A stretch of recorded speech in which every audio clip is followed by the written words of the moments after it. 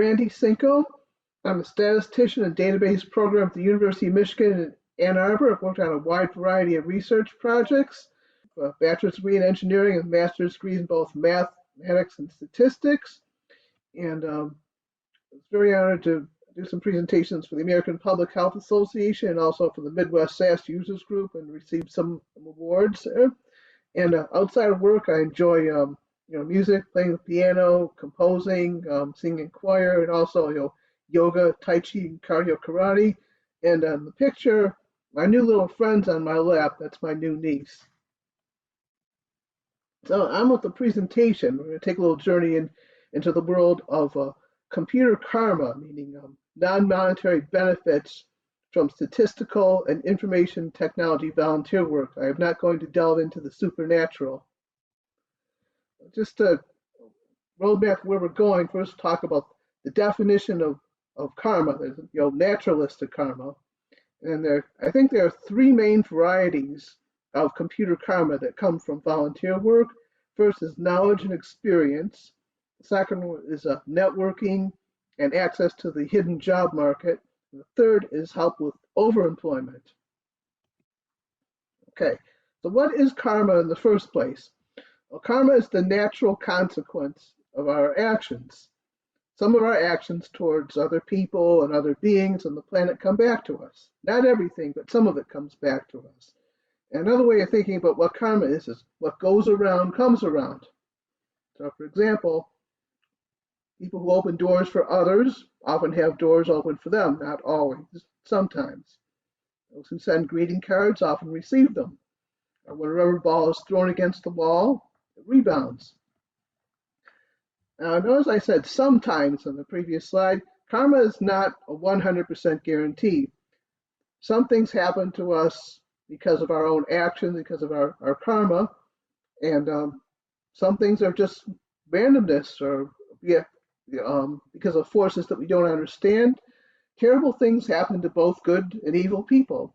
And the reason for that lies in the realm of faith and philosophy. It's way beyond the scope of this presentation. I'm just going to focus on non-monetary benefits from statistical and information technology volunteer work, which you jokingly call computer karma, but there's nothing supernatural about it. Now, what kinds of karma will help a data scientist? First of all, I think in order to be successful as a data scientist, you have to be very aggressive and always seeking out new knowledge and always searching for ways to expand your skills. Personally, I attend the local American Statistical Association meetings and the SAS Users Group meetings. I also go to conferences and classes. Sometimes I go to more classes and conferences than my employer will pay for just to try to seek out new knowledge. Now, volunteer projects are not a replacement for paid educational training and attending meetings. To me, volunteer work supplements paid training by providing an opportunity to apply what one has learned without the pressure of a deadline and paid job. Volunteers do not have deadlines. Some of the advantages are networking for jobs and learning about different options for employment, where employers are the best fit. That's the benefit of going to different meetings, and also get a referral network. So sometimes I find people are trying to pressure me into outside jobs for evenings and weekends, and it's good to have a referral network to help in that area. Now, since originally writing this presentation, I experienced a little shocking event in 2019. I thought I was just going to these conferences, to improve my knowledge and professional networking. I didn't think I'd ever be laid off again, but surprises happen. A couple of faculty that I worked with moved on to other things. Grants didn't get funded, and I ended up getting a layoff notice. One thing I learned from that experience, actually other types of karma. First of all, I think employers that focus on good works rather than profits sometimes lay people off in a way that's more humane.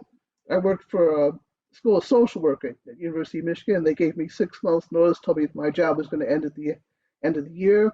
Most private companies don't do that. They just give you 15 or 20 minutes notice, tell you that sorry that you don't work here anymore. Although sometimes they give severance pay. It also helps go to interviews and be recognized as a familiar face. As I was going to different interviews, I had people say, "Oh, I know you. You come to the SAS users group meetings, or I see you at the American Statistical Association meetings." So that really helped.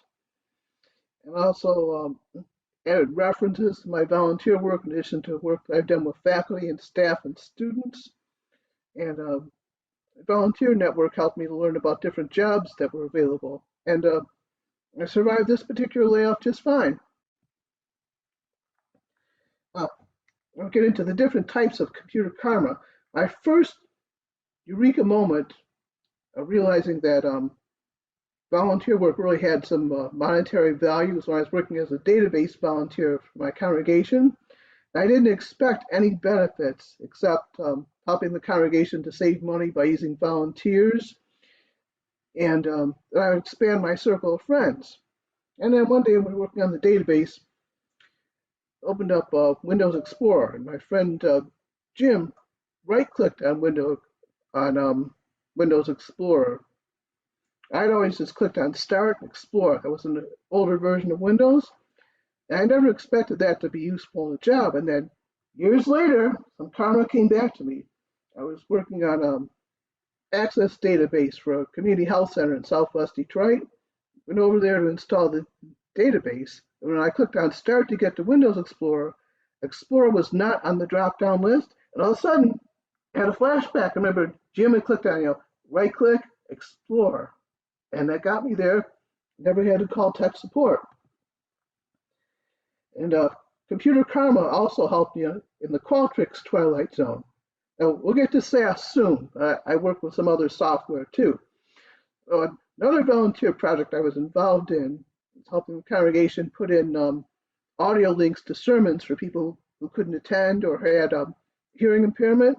I didn't expect any benefits at work. We usually excluded people from studies who were hearing impaired.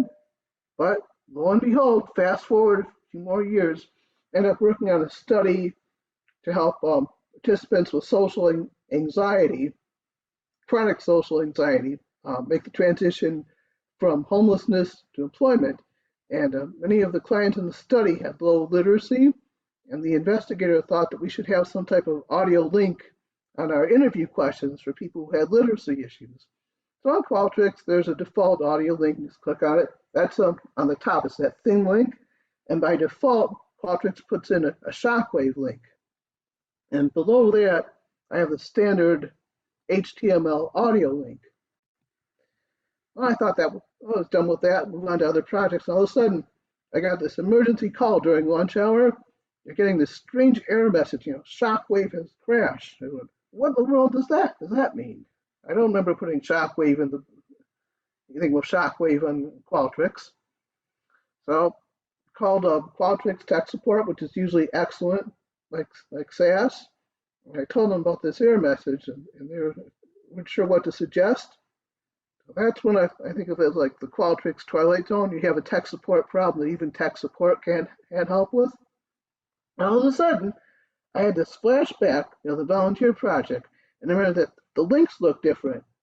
The Qualtrics default links have those little skinny audio links, and then standard HTML audio tag produced that other, thicker audio link. So I went into Qualtrics, and then I replaced the shockwave link with standard audio links. Just a minute. And that fixed the problem. No more error messages. Everything was fine. I was so relieved. Also, do some volunteer work by working on study grants even after they're over. Make sure give everything I have to give to the project. So one of the study I was working on focused on LGBT college students, lesbian, gay, bisexual, and transgender college students, and which policies and resources were associated with less hostility and microaggression, and which ones seem to lessen psychological distress and improve mental health and well-being. So we analyzed the data with structural equation model, which is Proc-Caylus and SAS. And part of the project, I needed to compute the interclass correlation coefficient, which was something new. So that's the variance due to a student being in the same state over the total variance. So I documented, the formula for that, how to compute the correlation coefficient, and I learned how to do that in SAS to find out whether or not there was significant interclass correlation. And then a few months, I just thought I was doing a good deed, didn't expect anything back. And then a few months later, I was invited to be an analyst on a totally unrelated study focused on virtual reality interviews to help autistic high school students handle job interviews. And the project leader asked me, well, do you have any experience computing interclass correlation coefficients? I said, oh, I do. I have experience in that area. And I showed him my SAS code and the response to the reviewers, and that the paper had been published, and that helped me move on to my next job.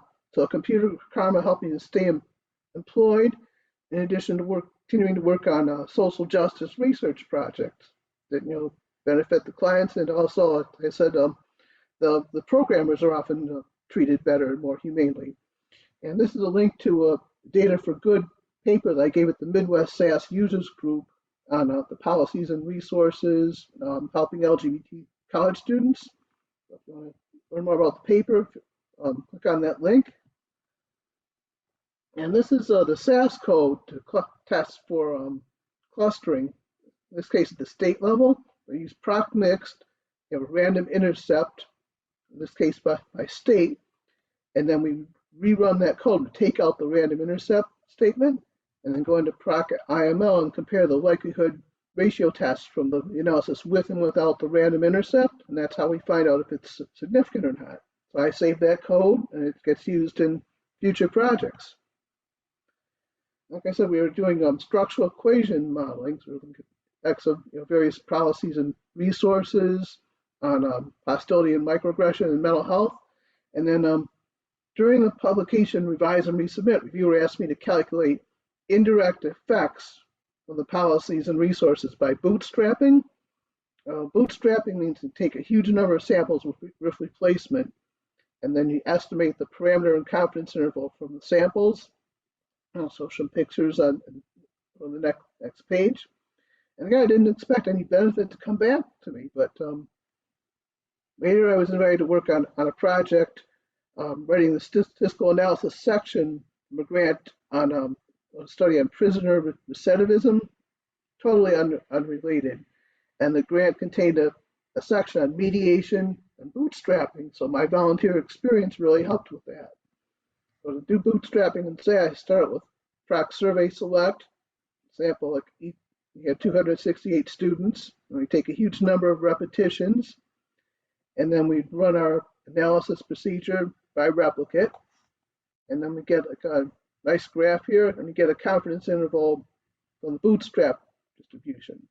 Sorry to throw all this at you, but that's just an example of what one can learn by doing volunteer work. And I was also involved in a diabetes study, totally unrelated. After I finished working there, we were working on a cost effectiveness paper, cost effectiveness of community health workers, working with some low-income people of color with diabetes. We went through revise and resubmit, and I learned about importing data sets from proc mixed and creating matrices in proc IML. I don't have any immediate karma in my job, but it was just good to have like another publication and see people, know that I'm willing to go the extra mile. So, as our current president said, the job isn't just about money; it's about doing good in the community. So I felt, that I was doing good for the cause of the project. It's a link to the publication, and Computer Karma also. It's benefit of connecting us to like a tech support network. So I think it's cost effective. And it's important to have a network of colleagues, and you have questions about SAS or Qualtrics or whatever. People that you can email. So through the Michigan SAS Users Group, I met Nancy and Barry in addition to many other people.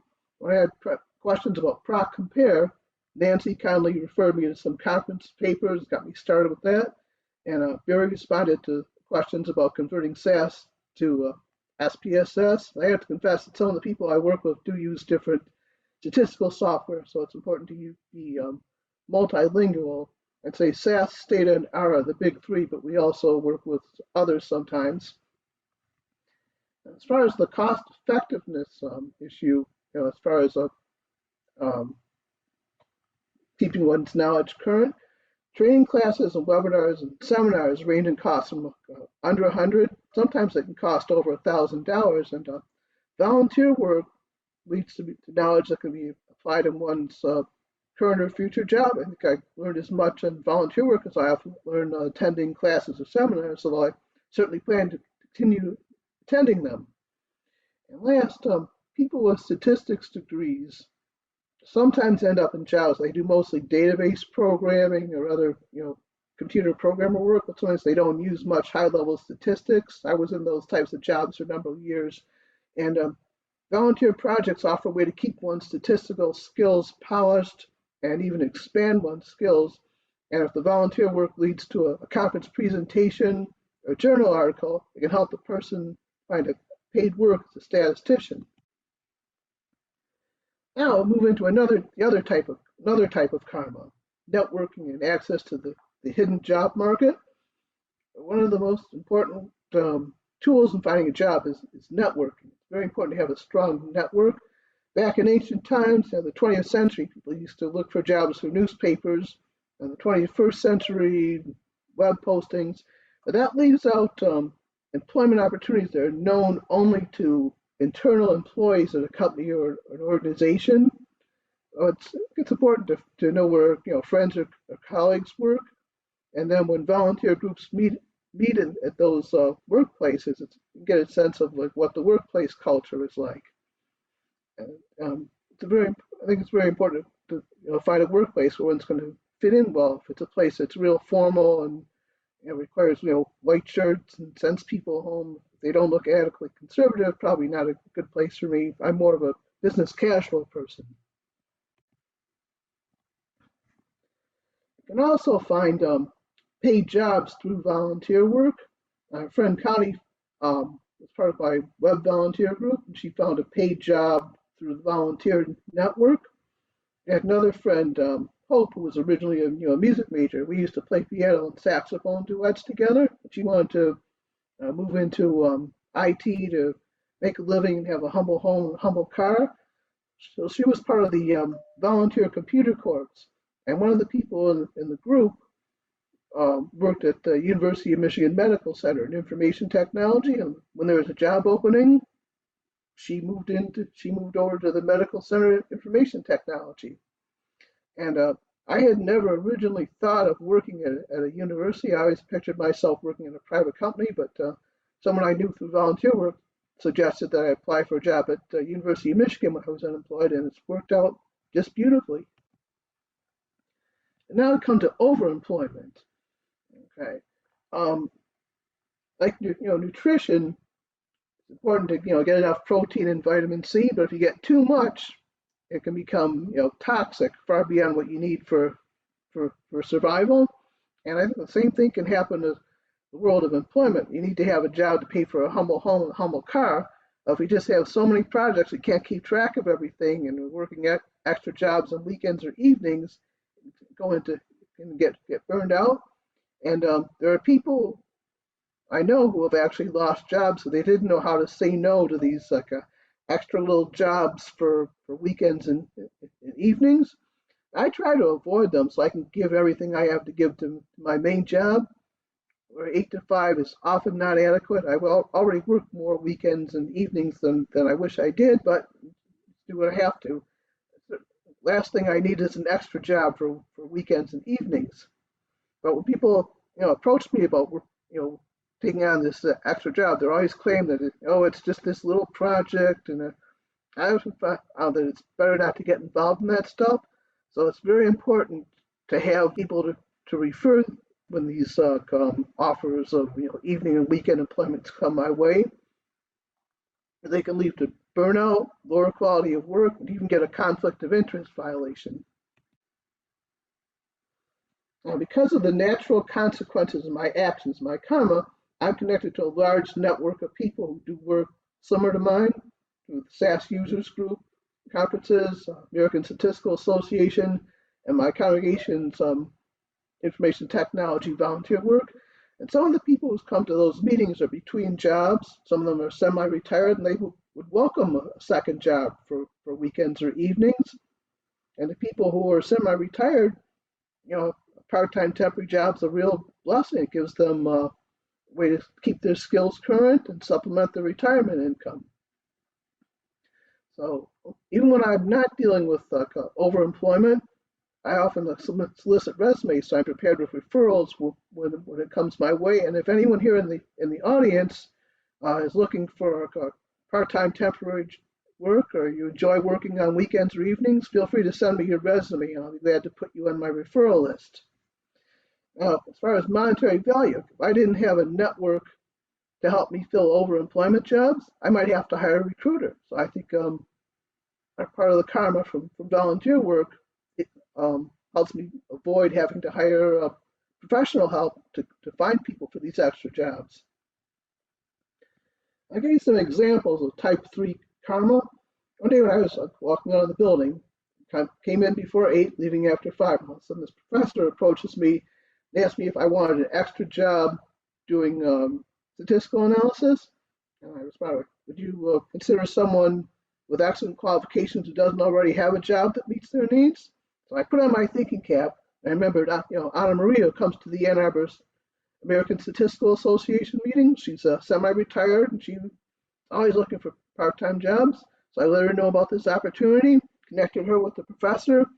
Anna Maria was thrilled. Win-win situation. I had another situation. A colleague approached me about teaching an Access database class in the evening, not instead of my day job, but in addition to it. So I sent out an email to my congregation's web volunteer group. I asked if anyone would be interested in teaching an Access database class, and by some miracle, someone in the group knew someone who had conducted Microsoft training and was between jobs. So I connected, that person with a colleague who wanted the Access database class at night, and it worked out beautifully.